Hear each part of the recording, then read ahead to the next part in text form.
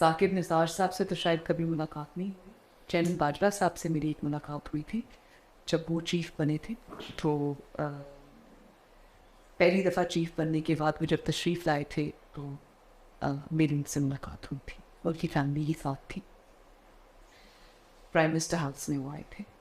साकिब निसार साहब का अगर आपने अब जिक्र कर दिए तो मैं आपको ये ज़रूर बताना चाहती हूँ कि आज मैं उनका स्टेटमेंट देख रही थी और जिस तरह की वो अब बातें कर रहे हैं, वो आज भी एक्टिव है बाय द वे। वो जितना इस पे छूट बोले वो कौन को पता है।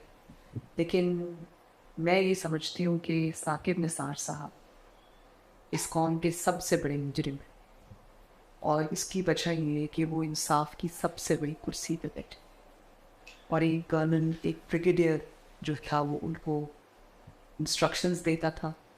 जनरल फैज़ उनको इंस्ट्रक्शंस देता था और उन्होंने उससे मुलाकात से इनकार नहीं किया। और उनका जो स्टेटमेंट है उसमें उन्होंने कहा है कि जनरल फैज़ से मेरी अच्छी जान पहचान है या सलाम दुआ है।